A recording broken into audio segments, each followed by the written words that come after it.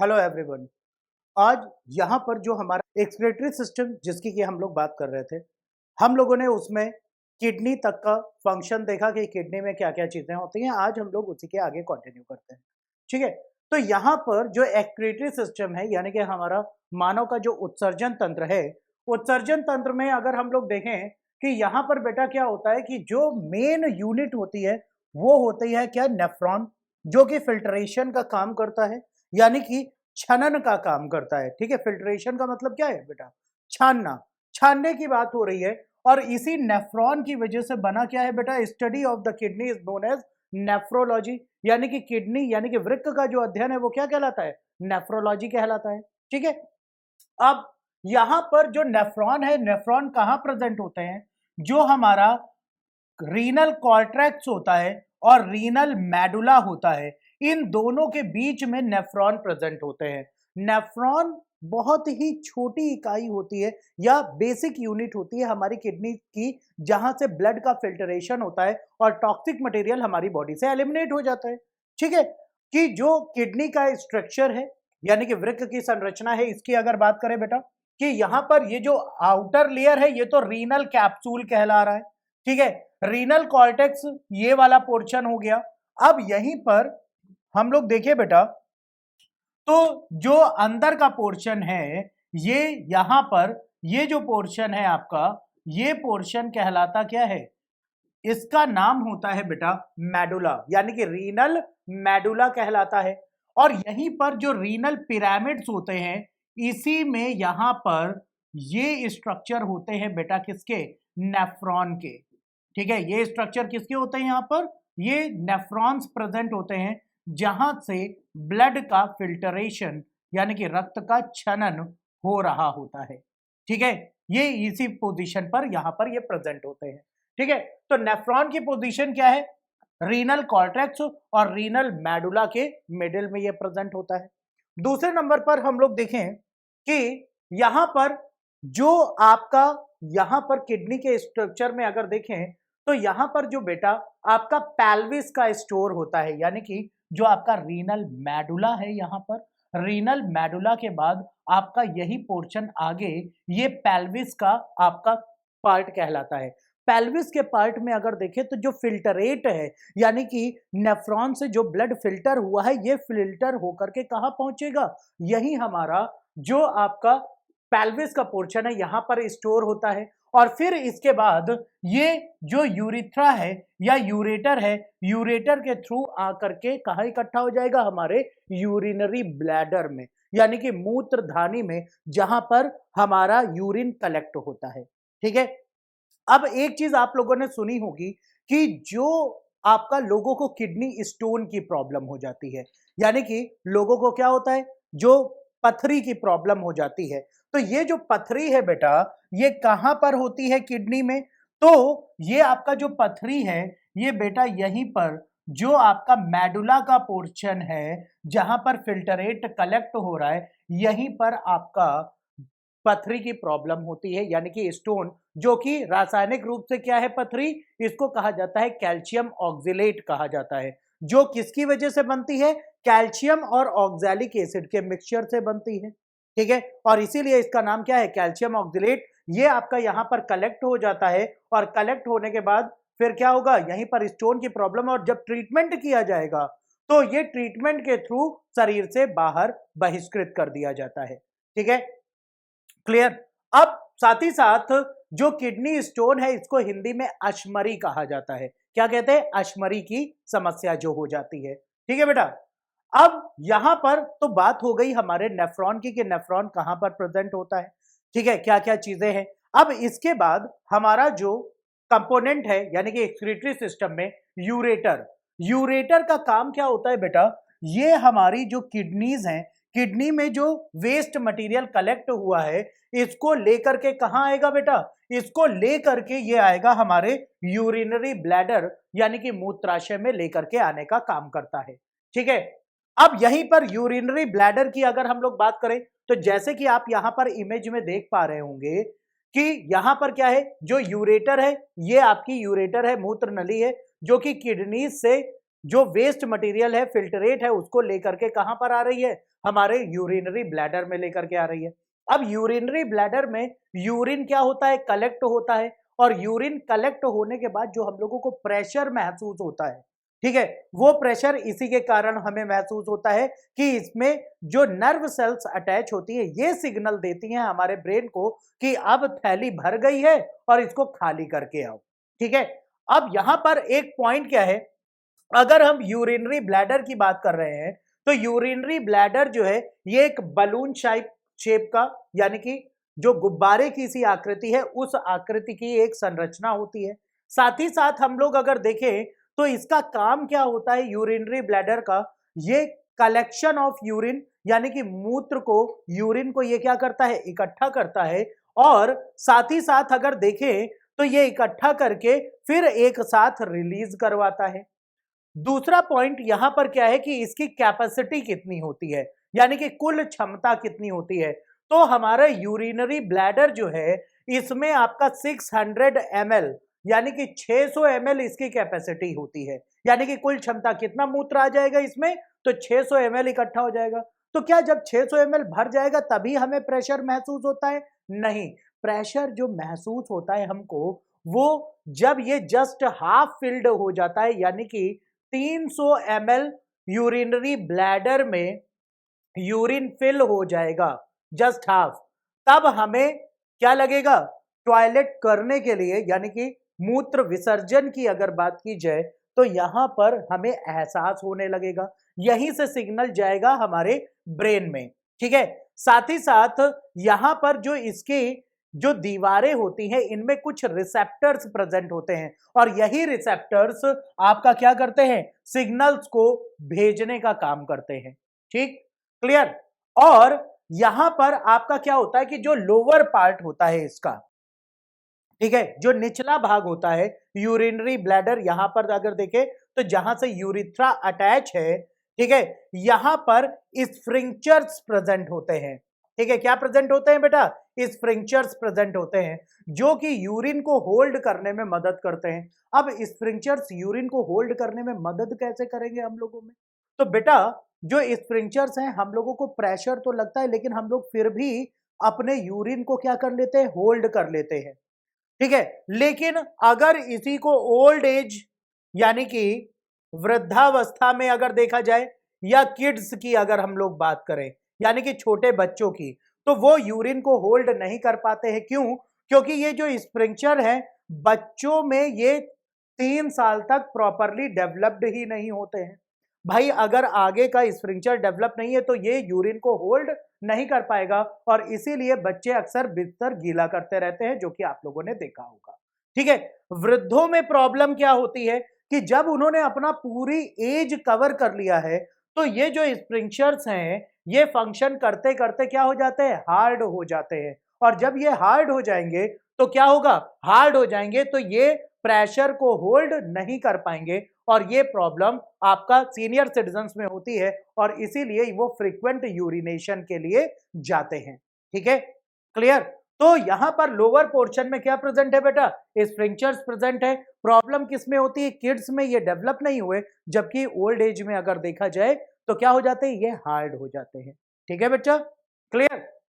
अब urinary bladder के बाद हम लोग नेक्स्ट बात करते हैं यूरिथ्रा की। देखिए जो यूरिथ्रा है, यूरिथ्रा का काम क्या होता है, ये आपका यूरिनरी ब्लैडर से निकलने वाली जो नली है ये यूरिथ्रा से अटैच होती है, और यूरिथ्रा जो है ये एक्सक्रीटरी सिस्टम का लोवेस्ट पार्ट होता है, और खास तौर पर यूरिथ्रा जो है ये जेनाइटल ऑर्गन, यानी कि जो मानव के जनन अंग है, रिप्रोडक्टरी ऑर्गन्स हैं, उससे ये डायरेक्टली अटैच रहती है।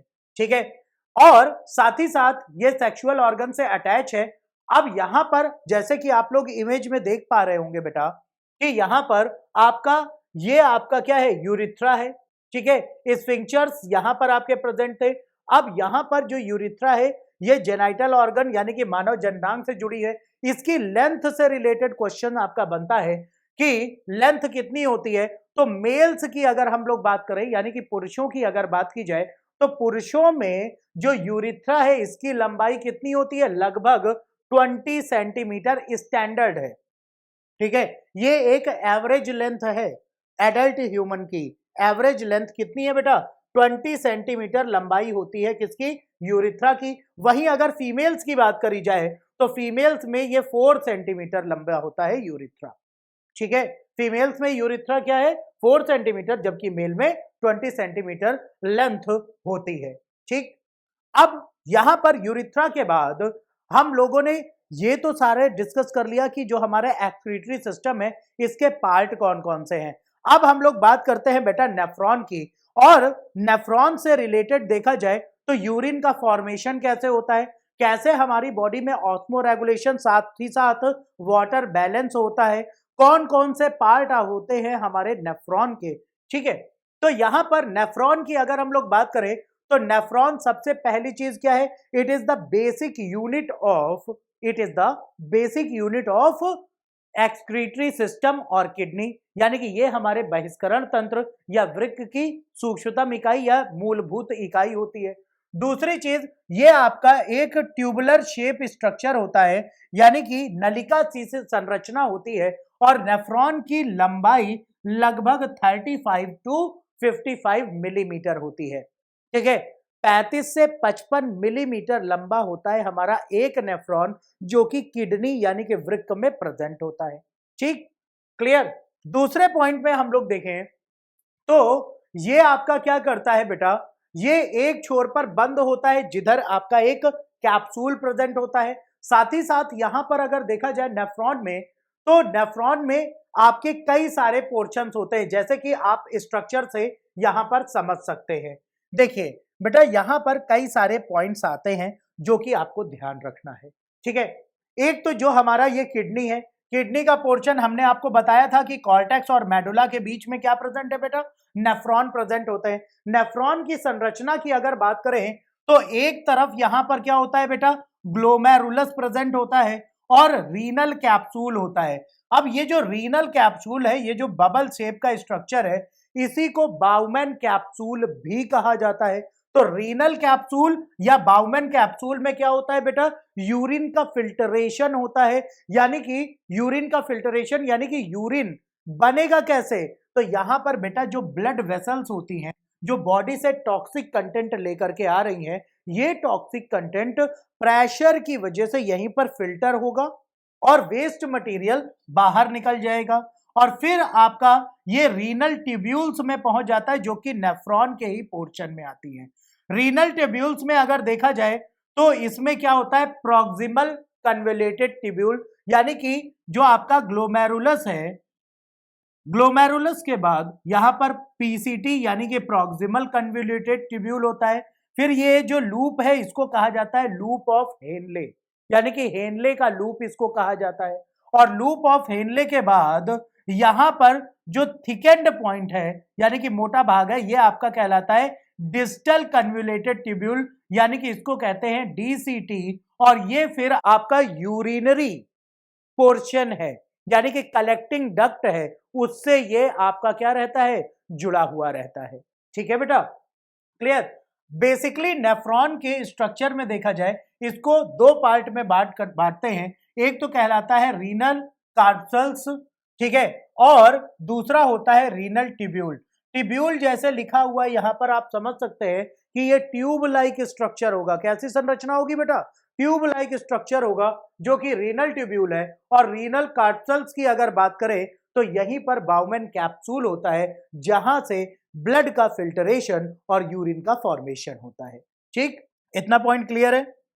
अब इसके बाद यहां पर देखा जाए तो भैया ये रीनल ट्यूब्यूल जो है ये है क्या? रीनल ट्यूब्यूल्स की पहले बात कर लेते हैं, जिसमें कि हमारा पीसीटी, डीसीटी और लूप ऑफ हेनले आ रहा है।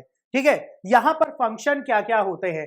तो सबसे पहली चीज, जो रीनल ट्यूब्यूल है, ये वृक्क नलिका की एक लंबी और जटिल संरचना होती है, जो कि जुड़ी होती है किससे? ग्लोमेरुलस से। और ग्लोमेरुलस में क्या होता है बेटा? कि यहीं से ब्लड का फिल्टरेशन होता है। और इसके तीन भाग होते हैं, proximal convoluted tubule, loop of Henle और डिस्टल कन्वोल्यूटेड ट्यूब्यूल। यहीं से आयंस का जो बैलेंस होगा, ठीक है, किसका बैलेंस? आयन का जो बैलेंस होगा बॉडी में, वो मेंटेन किया जाएगा। आयन बैलेंसिंग के साथ साथ वाटर लेवल के अमाउंट को भी मेंटेन किया जाता है। ठीक है, क्लियर। अब यहां पर जो प्रॉक्सिमल कन्वोल्यूटेड ट्यूब्यूल है यानी कि पीसीटी है, ये आपका क्या करता है, प्रॉक्सिमल कन्वोल्यूटेड ट्यूब्यूल, यहां पर आप लोग देख सकते हैं इमेज में कि सबसे पहली चीज तो ब्लड का क्या हुआ बेटा, यहां पर फिल्टरेशन हुआ। फिल्टरेशन के बाद जो पीसीटी है यानी कि प्रॉक्सिमल कन्वोल्यूटेड ट्यूब्यूल है, यहां से फिल्टरेट क्या होगा, आएगा लूप ऑफ हेनले की तरफ। बाउमेन कैप्सूल जो है ये आपका बेटा बेसिकली कैप्सूल लाइक स्ट्रक्चर कुछ इस तरीके से होता है और यहीं पर आपकी जो ब्लड वेसल्स हैं ये ब्लड को ला करके प्रेशर ग्रेडियंट के थ्रू यहां पर बेसिकली फिल्टरेशन होता है और ये जो आपके शरीर में टॉक्सिक मटेरियल है, नाइट्रोजनस वेस्ट है, ये बाउमेन कैप्सूल से आगे पहुंच जाते हैं किसमें, प्रॉक्सिमल कलेक्टिंग ट्यूब्यूल में यानी कि पीसीटी में। ठीक है बेटा। अब इसके बाद यहां पर क्या होता है, यहां पर कई सारे प्रोसेसेस होते हैं, जैसे आयंस का रीअब्जॉर्प्शन होता है। अगर मान लेते हैं फिल्टरेशन में ज्यादा आयन चला गया यानी कि बॉडी से आयंस का रिलीज हो गया, तो उसकी वजह से आपकी बॉडी में सेल सिग्नलिंग जो होगी ये प्रॉपर नहीं होगी और अगर सेल सिग्नलिंग प्रॉपर नहीं होगी तो क्या प्रॉब्लम क्रिएट होगी, आपको वीकनेस फील होगी। ठीक है, आपके शरीर में आयंस कम है तो वीकनेस फील होगी। साथ ही साथ वीकनेस के अलावा अगर हम लोग देखें तो यहां पर आपका शरीर ढंग से काम नहीं करेगा, ड्राउजीनेस फील होगी, सुस्ती आपको महसूस होगी। ये सारे प्रॉब्लम्स आयन के रिलीज होने के कारण होते हैं। ठीक है, क्लियर। अब यहीं पर हम लोग देखें कि जो आपका प्रॉक्सिमल कन्वोल्यूटेड ट्यूब्यूल है, इसके बाद आपका कंटेंट यानी कि जो आपके शरीर से निकल रहा है वेस्ट, ये आपका लूप ऑफ हेनले में आएगा। ये आपका लूप ऑफ हेनले जो है यहां पर भी आयंस का एब्जॉर्प्शन और एक्सक्रीशन, एलिमिनेशन और एक्स्ट्रा वाटर का वापस से एब्जॉर्प्शन होता है और इसके बाद ये आपका किससे जुड़ जाएगा, डिस्टल कन्वोल्यूटेड ट्यूब्यूल यानी कि दूरस्थ नलिका से जुड़ेगा और फिर ये कलेक्टिंग डक्ट के थ्रू आपका बाहर चला जाएगा। कहां पर, ये आपका पहुंच जाएगा मेडुलरी पोर्शन में, किडनी के, और मेडुलरी पोर्शन में पहुंचने के बाद फिर ये यूरिन कहां जाएगा, कलेक्टिंग डक्ट के बाद आपका यूरेटर, यूरेटर से यूरिनरी ब्लैडर और फिर यूरिथ्रा से बाहर, तब ये फंक्शन होता है। अब यहीं पर हम लोग देखें कि जो आपकी कैपिलरीज होती है या बाउमेन कैप्सूल होता है, बाउमेन कैप्सूल में बेसिकली ब्लड का फिल्टरेशन होगा। ठीक है, बेसिकली क्या काम होता है, ब्लड का फिल्टरेशन होता है यानी कि रक्त का छनन होता है और साथ ही साथ इसका मेन है पुनर्अवशोषण की प्रक्रिया। पुनर्अवशोषण की प्रक्रिया का मतलब क्या है, अगर बॉडी में सोडियम, पोटेशियम और साथ ही साथ देखा जाए तो आपका जो क्लोरीन है, ये सभी आयन जरूरी होते हैं, लेकिन अगर ज्यादा अमाउंट में सोडियम आयन चले जाएंगे यूरिन में तो उसका रीअब्जॉर्प्शन कहां से होगा, तो रीअब्जॉर्प्शन आपका होगा प्रॉक्सिमल कन्वोल्यूटेड ट्यूब्यूल से।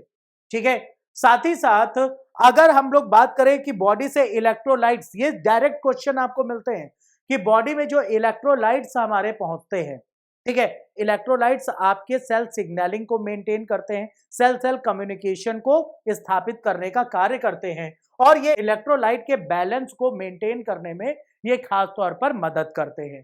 ठीक है, साथ ही साथ यहां पर अगर हम प्रॉक्सिमल कन्वोल्यूटेड ट्यूब्यूल की बात करें तो इसका मेन है आपका इसका फंक्शन। ठीक है, कि क्या क्या चीजें ये फंक्शन करता है, तो इन फंक्शंस की अगर हम लोग बात करें तो जो पीसीटी है यानी कि प्रॉक्सिमल कन्वोल्यूटेड ट्यूब्यूल है, ठीक है, यहां से क्या होता है बेटा, ग्लूकोज, प्रोटीन, अमीनो एसिड, भाई प्रोटीन है तो अमीनो एसिड होगा ही, इलेक्ट्रोलाइट और वाटर का एक बड़ा हिस्सा वापस रीअब्सॉर्ब हो जाता है, क्योंकि हमारे शरीर का जो लार्जेस्ट पोर्शन है बेटा किससे बना है, वाटर से। अगर हमारे शरीर से वाटर कंटेंट ज्यादा एलिमिनेट हो जाएगा तो क्या होगा, हम लोगों को वीकनेस फील होगी। इसलिए उस वाटर बैलेंस को बनाए रखने के लिए कौन रिस्पॉन्सिबल होता है, ये जो प्रॉक्सिमल कन्वोल्यूटेड ट्यूब्यूल है यानी कि हमारी पीसीटी है, यही वाटर लेवल को मेंटेन करने का काम करती है। ठीक है, क्लियर। साथ ही साथ यहां पर अगर देखा जाए तो क्वेश्चन रहता है कि ग्लूकोज का एब्जॉर्प्शन कहां से होगा, तो यही पीसीटी से होता है। ठीक है, साथ ही साथ प्रोटीन का एब्जॉर्प्शन कहां से होगा, तो यहीं से होगा। अगर यूरिन टेस्ट में प्रोटीन अमाउंट ज्यादा मिल रहा है तो इसका मतलब क्या है, प्रोटीन अमाउंट अगर ज्यादा मिल रहा है तो इसका मतलब कि नेफ्रॉन डैमेज हो गए हैं या किडनी प्रॉपरली फंक्शन नहीं कर रही है, यानी कि ठीक ढंग से कार्य नहीं कर रही है। ठीक है, वहीं जो रीअब्जॉर्प्शन का जो प्रोसेस है, इसमें आयंस की अगर हम लोग बेटा बात करें तो जो मेम्ब्रेन होती है प्रॉक्सिमल कन्वोल्यूटेड ट्यूब्यूल की, इस मेम्ब्रेन में आप देख सकते हैं खास तौर पर जो आपके कार्बोनेट आयन है यानी कि HCO3 आयन है, इस फॉर्म में ये इलेक्ट्रोलाइट का बैलेंस मेंटेन करती है। यहां पर जो आपका ब्लड है, ब्लड में क्या होता है भाई, जो आयन से एब्जॉर्ब होंगे वाटर से, ठीक है, जो बॉडी से एलिमिनेट कर दिए जा चुके हैं, उन आयंस को वापस से ब्लड में पहुंचाने का काम ये कर रही है। साथ ही साथ यहां पर अगर देखा जाए तो ये आपका एनर्जी डिपेंडेंट प्रोसेस होता है, मतलब इस प्रोसेस में ऊर्जा खर्च होती है। और क्वेश्चन आपका रहता है कि एक्रीटरी सिस्टम में एब्जॉर्प्शन के किस प्रोसेस में एनर्जी डिपेंडेंट या एनर्जी बेस्ड रिएक्शन होता है, तो ये आपका जो पीसीटी यानी कि प्रॉक्सिमल कन्वोल्यूटेड ट्यूब्यूल होती है, उससे ही क्या हो रहा है, यहां पर रीअब्जॉर्प्शन का प्रोसेस होता है और इसमें आपका एनर्जी का कंजम्पशन होता है, यानी कि ऊर्जा का यूज होता है या ह्रास होता है। ठीक है, क्लियर। और ल्यूमेन यानी कि बॉडी फ्लूइड, जहां पर आपका क्या होगा, HCO3, ये आपका प्रोसेस के थ्रू कार्बन डाइऑक्साइड और वाटर को फॉर्म करती है और वाटर आपका क्या होगा, वाटर बैलेंस को मेंटेन करेगा आपकी बॉडी में। ठीक है, क्लियर।